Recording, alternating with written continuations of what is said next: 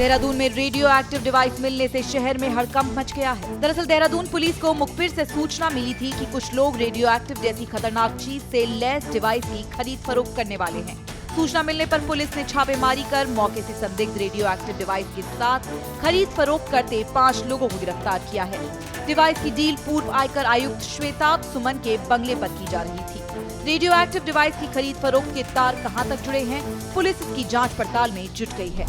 उत्तराखंड में 2 सीटों पर हुए उपचुनाव में कांग्रेस को जीत मिली। मंगलौर और बद्रीनाथ विधानसभा में कांग्रेस ने बीजेपी को मात देते हुए जीत का परचम लहराया है। रिजल्ट आने के बाद उत्तराखंड के पूर्व सीएम और कांग्रेस नेता हरीश रावत ने खुशी जाहिर की है। उन्होंने कहा कि बद्रीनाथ की कृपा से कांग्रेस ने दोनों सीटों पर जीत दर्ज की है। मैंने कहा दोनों सीटें दोनों जगह कांग्रेस जीत गई है। श्री बद्रीनाथ जी की कृपा से हम बद्रीनाथ भी जीत गए हैं और हम मंगलौर भी जीत गए हैं। हरिद्वार की मंगलौर विधानसभा सीट पर उपचुनाव में कांग्रेस प्रत्याशी काजी निजामुद्दीन ने जीत दर्ज कर ली है। काजी निजामुद्दीन ने 499 वोटों से बीजेपी के करतार सिंह भड़ाना को शिकस्त दी। जीत का सर्टिफिकेट मिलने के बाद काजी निजामुद्दीन के समर्थकों ने उनका जोरदार स्वागत किया। इस मौके पर काजी निजामुद्दीन ने उपचुनाव के रिजल्ट को लोकतंत्र की जीत बताया। बद्रीनाथ और मंगलौर विधानसभा सीटों पर उपचुनाव का रिजल्ट आने के बाद कांग्रेस कार्यकर्ताओं में खासा उत्साह है। इस मौके पर कांग्रेस के वरिष्ठ नेता हरीश रावत ने बीजेपी पर जमकर हमला किया।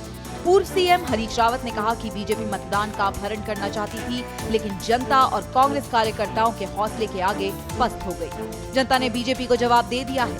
साथ ही 2027 के विधानसभा चुनाव में कांग्रेस को मौका देने का मन बना लिया है।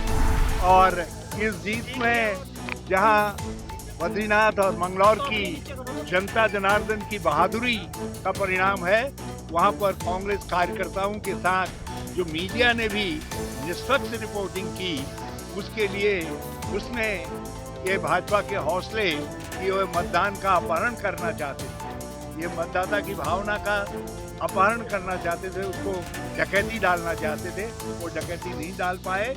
यह आपकी कांग्रेस कार्यकर्ताओं की और आपकी जो सतर्कता थी, जो आप लोगों ने हमारी भावना को, और ऐसा हो रहा है, उन घटनाओं को आगे बढ़ाया, राष्ट्रीय परिदृश्य पर लेकर के गए, भाजपा हौसला नहीं कर पाई। उत्तराखंड की दोनों विधानसभा सीटों पर उपचुनाव में कांग्रेस की जीत के बाद कार्यकर्ताओं में खुशी की लहर है। रुड़की में कांग्रेस कार्यालय पर कार्यकर्ताओं ने एक दूसरे को मिठाई खिलाकर जीत का जश्न मनाया और एक दूसरे को बधाई दी। इस मौके पर कांग्रेस पार्टी के प्रदेश महामंत्री सचिन गुप्ता भी मौजूद रहे। सचिन गुप्ता ने मतदाताओं का आभार जताते हुए कहा कि ये लोकतंत्र को बचाने की जीत हुई है।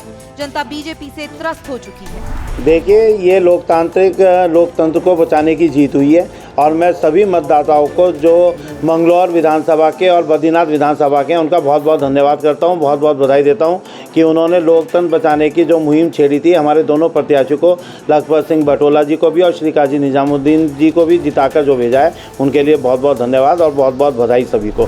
भारी पत्थरों को हटाकर बद्रीनाथ हाईवे को खोलना काफी चुनौतीपूर्ण काम था, जिसे बीआरओ और प्रशासन की टीम ने बखूबी अंजाम दिया। बीआरओ कर्मचारी लैंडस्लाइड की जद में रहते हुए जान जोखिम में डालकर काम कर रहे थे। बीआरओ की टीमों ने रात दिन काम कर भारी मलबा और बोल्डर हटाया। बार बार मलबा आने से काम में मुश्किलें आ रही थी। गुरुवार रात को बीआरओ ने सबसे बड़ी बाधा बनी एक बड़ी चट्टान को विस्फोट से तोड़ा। इसके बाद मशीनों की सहायता से चट्टान के टुकड़ों को हटाया गया। ये जो हमारे लिए बीआरओ के लिए बहुत काफ़ी चुनौतियाँ थी, जो कि अचानक हमारे पास जो है काम लगा रहे थे, एक मशीन हमारा नीचे दब गया था। कुछ ऐसे पत्थर आ रहे हैं जो कि शूटिंग स्टोन थे, जो हम लोग को काफ़ी नुकसान हुआ था। फिर बाद में हम लोग उसको रिस्टोर कर लिए। अभी हम यात्रा के लिए पूरा सुचारू कर दिया है। दिल्ली में केदारनाथ मंदिर के शिलान्यास करने को लेकर केदार घाटी में विरोध जारी है। सीतापुर के केदार घाटी होटल एसोसिएशन ने विरोध जताते हुए मंदिर का नाम बदलने की मांग की है। केदार घाटी होटल एसोसिएशन ने कहा कि अगर दिल्ली में शिलान्यास हुए मंदिर का नाम केदारनाथ रखा जाता है तो उग्र आंदोलन किया जाएगा। दिल्ली में केदारनाथ मंदिर का शिलान्यास करने पर अब केदारनाथ धाम के मुख्य पुजारी शिवशंकर लिंग की भी प्रतिक्रिया सामने आई है।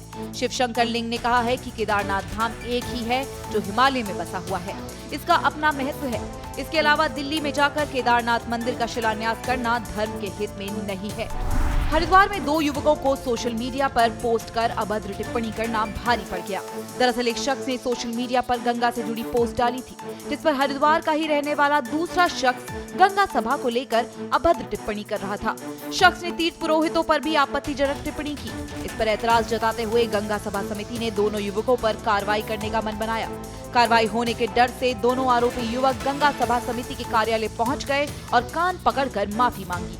साथ ही समिति के पदाधिकारियों के सामने उठक बैठक भी लगाए। समिति ने दोनों युवकों को हिदायत देते हुए माफ कर दिया। रुद्रपुर के भगवानपुर हाईवे के किनारे सरकारी जमीन पर वर्षों से रह रहे 46 मकानों पर प्रशासन ने बुलडोजर चला दिया। प्रशासन ने कार्रवाई हाईकोर्ट के आदेश पर की है। इस दौरान भारी पुलिस फोर्स की मौजूदगी में 7 जेसीबी और एक फोकलैंड की मदद से मकानों को ध्वस्त किया गया। बता दें कि इससे पहले अतिक्रमण हटाने पहुंची टीम को भारी विरोध का सामना करना पड़ा था। पुलिस और टीम के नोकझोंक के बीच जेसीबी चालक का घायल होने की भी खबर आई थी।